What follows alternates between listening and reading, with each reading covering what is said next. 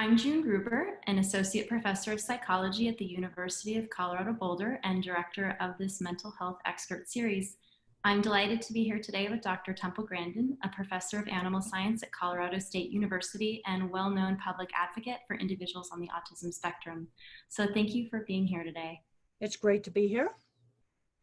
I was just wondering if you could start by sharing a bit about the kind of work you've done in mental health outreach and advocacy. Well, I had no speech until I was age 4. I've been a professor at Colorado State University for 30 years now. And I know a lot of people that are on the autism spectrum I worked with professionally. Engineering people, I've been out to Silicon Valley. A lot of those programmers are on the spectrum. I've designed equipment for the major meat companies. I've worked with brilliant welders and machinery designers and drafting people, either ADHD, dyslexic, or autistic. I'm getting worried now that the schools have taken out the hands-on classes and these kids aren't getting a chance to get exposed to things like building a great big Cargill plant, or I did a lot of my work back in the Montfort days, that there's all kinds of jobs out there that you can do that they don't even know about. And one of the things I had to do when I started out in the 70s is being a woman in a man's industry was a much bigger barrier than autism ever was. And I've told a lot of people, you'll be a better advocate when you get a real job and you show what you can do. You know, starting out as a woman and being really weird in the 70s, I had to make myself good at what I did. Really good. And then I sold myself by showing off my work. I showed drawings, pictures of projects, articles I'd written in the trade press. That's how I sold my skills. And I'm seeing too many kids today on the autism spectrum that are not learning enough basic skills. The other big problem we have with autism is they've changed the guidelines in 2013, and now you've got a Silicon Valley programmer, a bunch of guys in your engineering department with the same label, except a lot of them are undiagnosed. You got the same label with somebody who can't dress themselves. It doesn't make very much sense the way they broadened it. People have been asking me, how do I deal with COVID? I got to get up in the morning, get dressed, get ready for work by 8. No slouching around in PJs. And I've got on the same clothes I'd wear if I was coming to your meeting. I dress for work. I've seen some very casual dress on these video conferences. So I'm going, really, people? Yes, you are going to have kids interrupt things. That's going to happen, but and it's fine to have your pets interrupt things, but you know, get dressed for work. I was wondering if you could say a little bit, it was really powerful hearing just your journey of how you got started in this work, and as you're saying, what challenges you faced as a woman in this field. And I was wondering if you could say a little bit about some of the frustrations you've encountered along the way, as well as successes. Well, I had to make myself really good at what I do. The other thing that really helped me is I wrote about my stuff. Writing was an important part of my career. And I wrote articles on how to design corrals, how to design things. The other thing I think we have to look at is this whole issue of identity.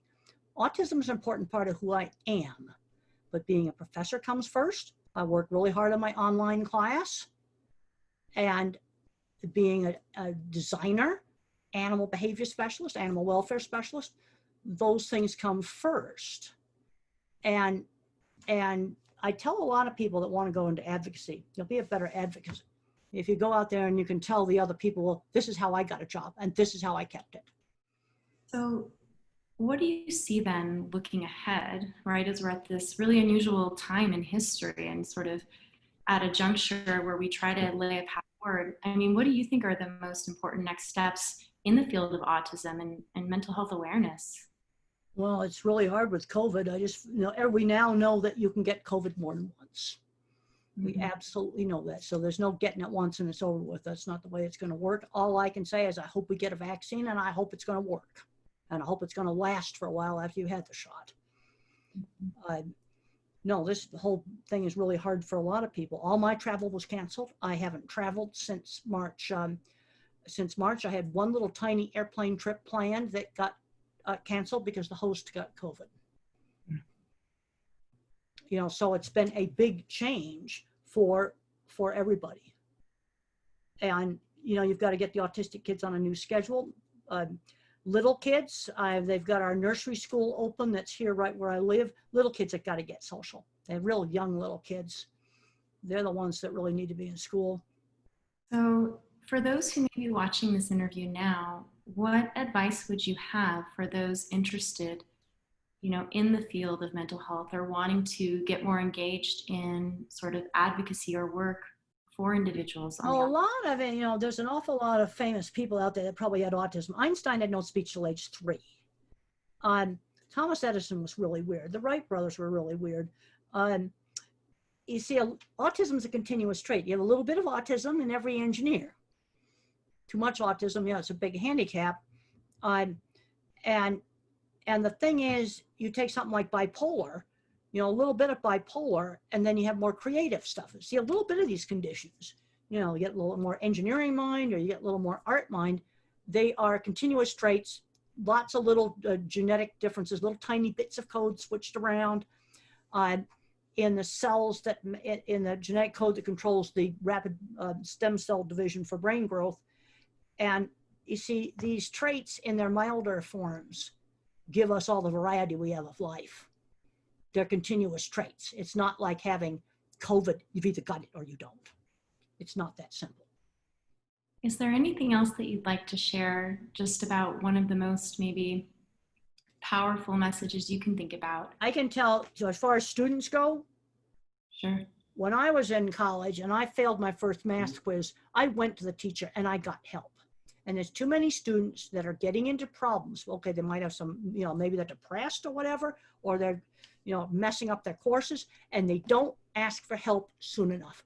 I cannot emphasize that enough. I failed my first math quiz. I did something about it. And I went and I got tutored. And I've seen, a long, long time ago when I first came to CSU, I had a wonderful undergraduate student. And she had some personal problems, and she flunked out of school. And I didn't even, she went from being a straight A student to flunking out of school, and it had to do strictly with her relationships. Well, I just want to say thank you for taking the time to speak today and sharing just your history, but also insights to everyone watching this today, thinking about autism in the field of mental health. Well, the thing is the other problem. I had a lot of anxiety issues. Why I got to drink all this water all the time? Because I take antidepressants. And I wrote about that in my book, Thinking in Pictures. This is my book, Thinking in Pictures. And I have a whole chapter in there about my experiences with antidepressants. I've been on them for 40 years. That's why I have to drink all this water. They saved me. All I can tell people, if you get nice and stable on a med you can tolerate, I've seen bipolar people go off their meds, a gigantic mess. If you're on meds, and you got to have a choice of picking out some of these meds, don't let them just get shoved down your throat. But once you get stable, you're nice and stable, the side effects are reasonable, stay on them. I've seen too many people go off them, and then they just, it was terrible.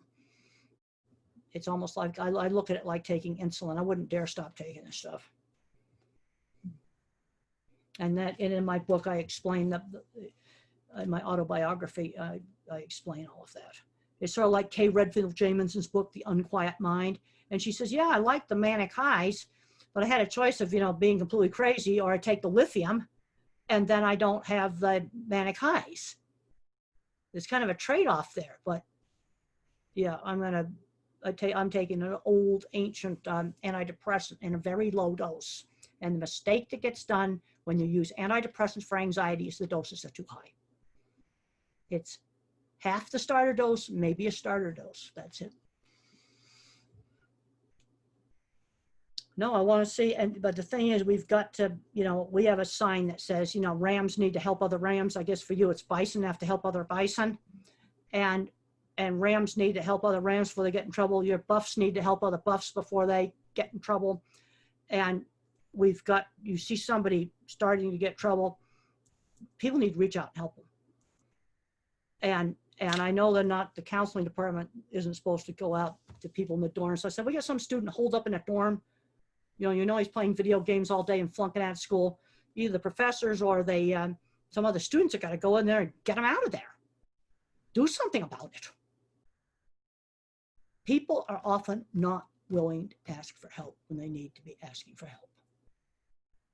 And when I was failing a math class, I asked for help and I got tutoring. You know, that's the thing. And there's an awful lot of creative people that have had some bipolar, they've had some autism, usually the milder forms of it. And once you get stabilized, you know what I've learned about the brain circuits up here, and you find a med to stabilize, I don't want to go off it because, man, you might fry the circuit boards up here the next time. Go back on the drug and then it doesn't work.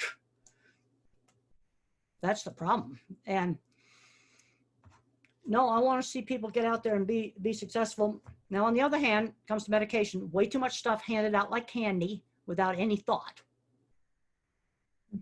especially to children. Way too much stuff handed out like candy. Exercise is another thing that helps me. Vigorous exercise every single day. 100 sit-ups every day. I hate every one of them, but that burst of hard exercise works better than walking does. It took me 6 months to work up to that. Burst of hard exercise also really helps every day. I've said to people, get the exercise machine out, put it up in the middle of the living room, get all the clothes off of it, and set it difficult for a short period of time. But you got to work up to that. I don't want anybody having a heart attack. Got to work up to that burst of exercise. But that helps me a lot on anxiety too. More than walking's good for my back, but that burst of hard exercise helps me when I sleep. Nope, I want to see people get out there and be successful, and you know, you see a student or something's getting in trouble, you got to encourage other students to, you know, reach out to them. You know, and COVID's making it really hard. Real hard. And you have any other questions to ask me, or? No, those were amazing responses and really insightful. And I know that everyone watching this, including myself, is really grateful to hear your words of wisdom. But I found that get up in the morning, take a shower, dressed for work by 8. Now I was out at a steel shop this afternoon, so I had a junkie shirt on. I took that off. I put this on. Now the bottom half's not so beautiful, but they dressed for work. You know what? And I feel a lot better. And you need to make a new schedule for yourself. I'm working on a new book right now. I work on that in the morning, and then I try to do a lot of my calls and answering correspondence in the evening, and try to make a new schedule. Try to have few people, don't go out and party and spread COVID around, but have a few people you can do some things with so you don't get lonely. And no, I don't go to any parties. I went to a restaurant. I went with some vet students to a restaurant. They picked out 3 restaurants. I picked the one that had the biggest outdoor table area. You know, just take some common sense, you know, precautions like that. What I find the worst thing about this is I can't go in and have the informal interaction with the other professors in the office. This is the thing that everybody's in corporations, everybody is now getting really cabin fever. They just want to get in and talk to their colleagues. That's the thing I really miss now. You know, a Zoom conference can be planned, but you don't have the informal, just sort of meetings in the hallway. Got any other questions? No, this is wonderful. Thank you so much. Okay, you're very, very welcome. It was good to talk to you. I guess I'll sign off now. All right, goodbye. Have a great evening. Okay, bye. Thank you.